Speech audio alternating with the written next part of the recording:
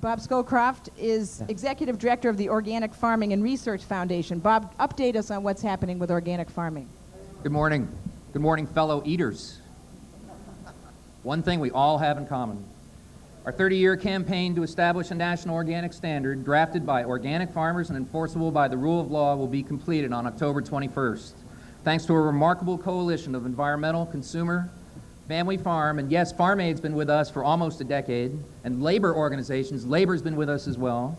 For the first time, people will have the legal right to know how their food is grown and processed.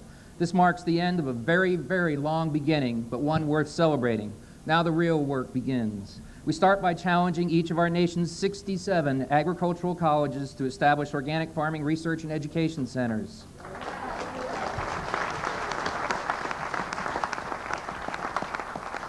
Last year, OFRF reported that out of 886,000 research acres, our tax dollars support 886,000 research acres, only 151 of those acres are certified organic.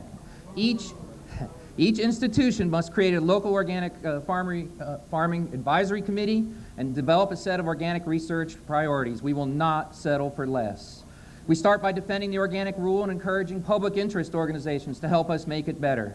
An organic system is more than just organic production. We must join with other activists to ensure a fair wage and decent living conditions for those who harvest our organic crops.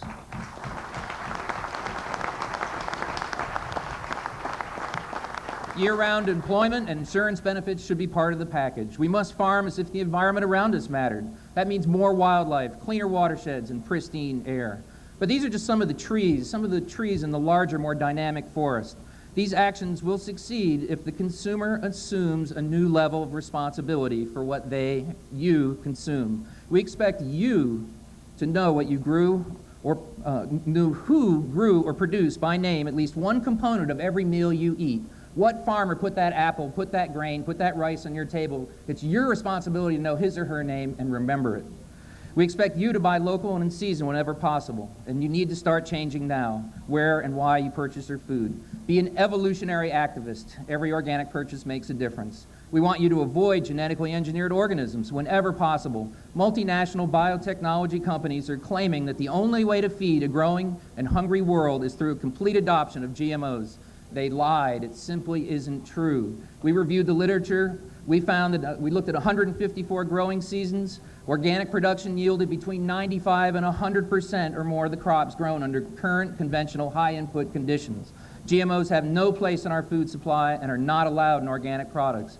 We will hold accountable any owner of a GMO product that pollutes our organic crops. If you patent it, you own it, and you're liable for any damages we suffer in the organic marketplace because you lost control of it.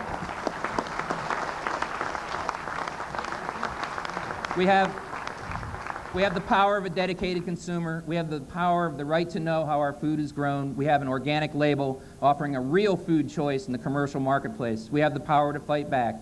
I say no to factory farms, no to environmental pollution, no to GMOs, yes to family farms, yes to social justice, yes to organic agriculture. To every consumer in the land, now is the time to stand and be counted. We won't back down, neither should you. Thank you, Farm Aid, very much.